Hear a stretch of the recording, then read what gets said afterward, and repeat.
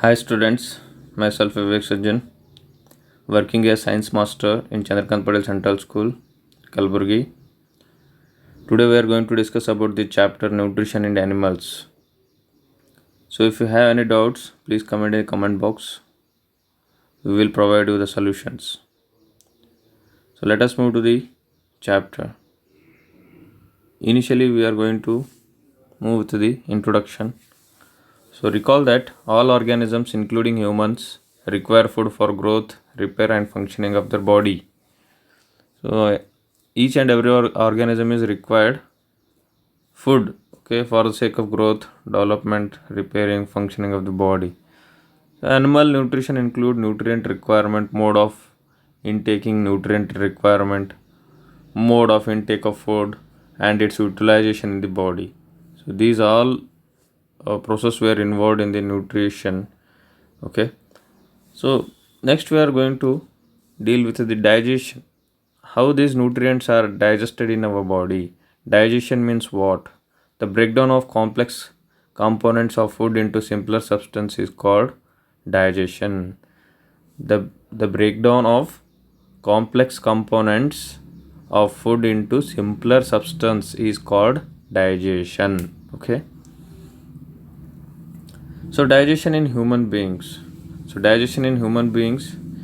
This is the diagram of human digestive system, which includes different parts. They are buccal cavity, salivary gland, esophagus, liver, pancreas, stomach, small intestine, large intestine, rectum, anus. These are the different parts of human digestive system. Okay, so you can see it by pausing also. If you want to note down, means you can note down the different parts of the human digestive system. Okay, you can pause the video and take down the different parts of digestive system. So digestion in human beings. The food passes through a continuous canal which begins at the buccal cavity and ends at the anus.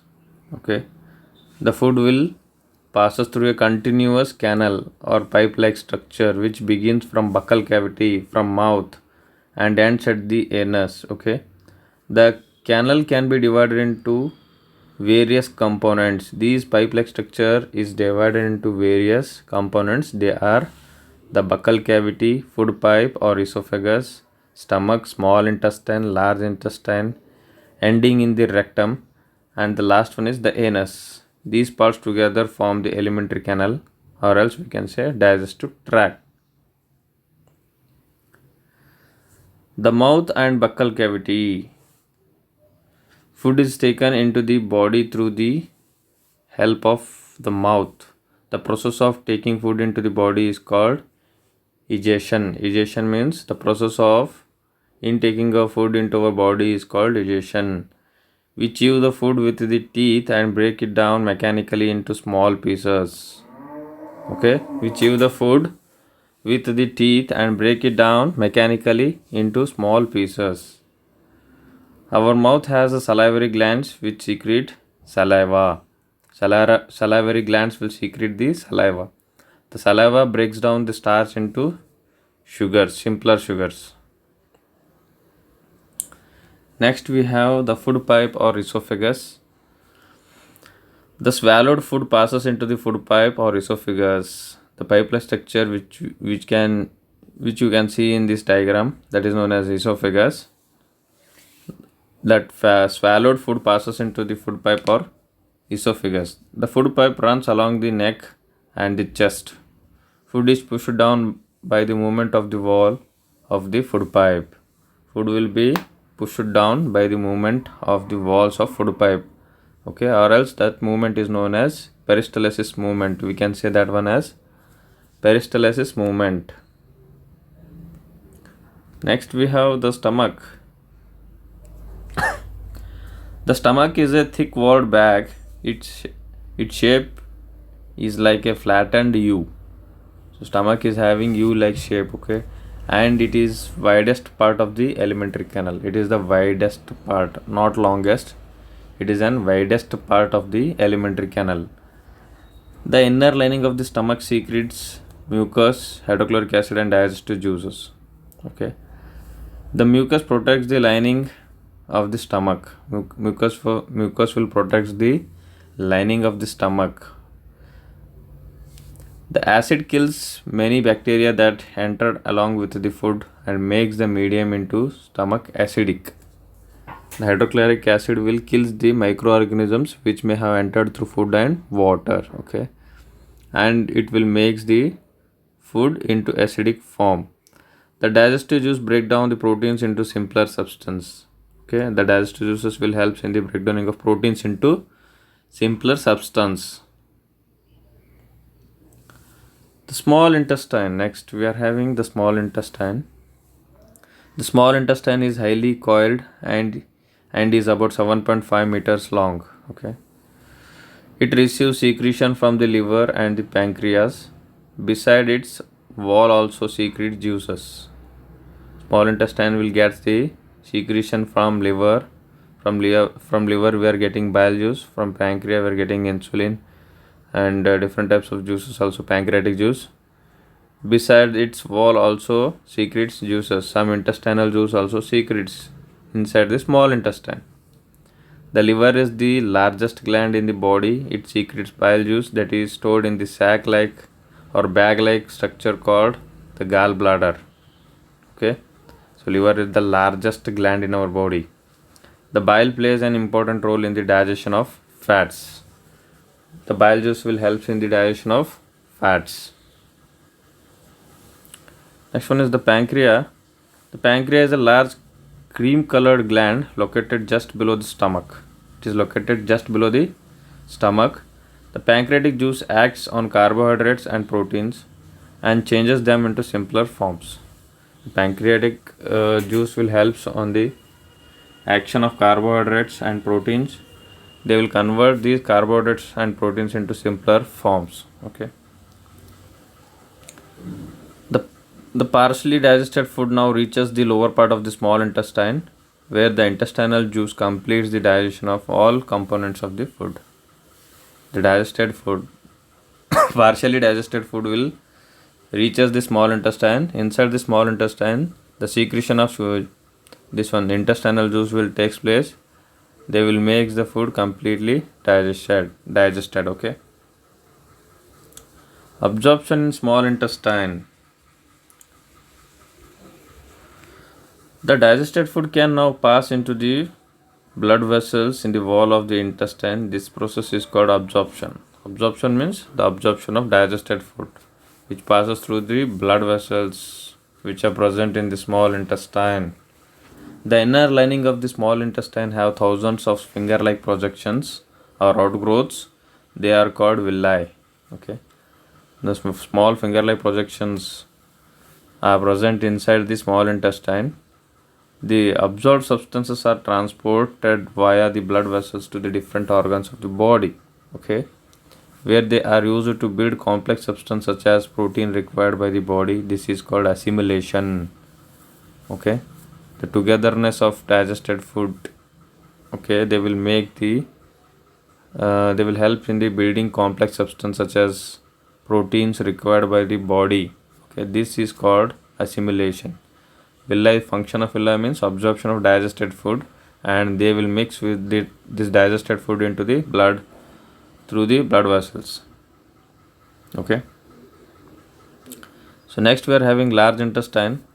The large intestine is wider and shorter than small intestine. It is about 1.5 meter in length. Its function is to absorb water and some salts from the undigested food materials. Okay. So its length is 1.5 meter. Function is absorption of water and some salts from the undigested food material. The remaining waste passes into the rectum and remains there as semi-solid feces. The facial matter is removed through the anus from time to time. This is called digestion. The waste material, or else we can say the facial material, is removed through the anus from time to time. This is called digestion. Okay. So digestion in grass-eating animals, cow and buffalo, they quickly swallow the grass and store in a separate part of the stomach called rumen. Okay, so whenever the cow and buffalo they will get the grass, they will eat that grass hurriedly and they will store that grass in this separate part of the stomach called rumen. Here the food gets partially digested and is called cud. The partially digested food which is stored in the rumen, that is known as cud.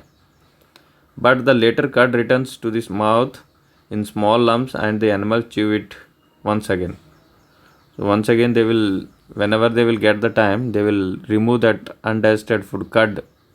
Once again they will take into the mouth and they will chew it properly, and once again they will intake into the stomach. This process is called rumination. Okay, and these animals are called ruminants. These types of animals are known as ruminants. Okay, you can see the picture of rumen, stomach of cow. They will store in the bag like structure which is present as rumen in cow and buffaloes. Okay, the grass is rich in cellulose, a type of carbohydrate. Cellulose is a type of carbohydrate. Okay, ruminants have a large bag like structure between the small intestine and large intestine. The cellulose of the food is digested there by the action of certain bacteria which are not present in the human beings. So why we can't eat grass means we don't have the bacteria which is responsible for the digestion of grass. So that's why grass is not digested in our digestive tract or digestive system. Okay. Feeding and digestion in amoeba. Amoeba is a microscopic single-celled organism found in pond water. Amoeba is a single-celled microscopic organism which is found in pond water. Amoeba has a cell membrane, a rounded dense nucleus, and many small bubbles like vacuoles in its cytoplasm.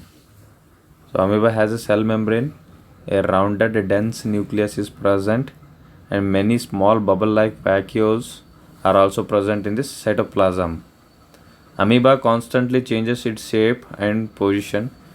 It pushes out one or more finger-like projection called pseudopodia or false feet for movement and capturing of food. Okay, you can see the picture. The picture of amoeba, you can see it has the finger-like projections for the sake of movement and for the intaking of food molecule. Amoeba feeds on some microscopic organisms. When it sees food, it pushes out pseudopodia around the food particle and engulf it. Okay, the food becomes trapped in a food vacuole. Digestive juices are secreted in the food vacuole. They act on the food and break it down into simpler substance. Gradually, the digested food is absorbed.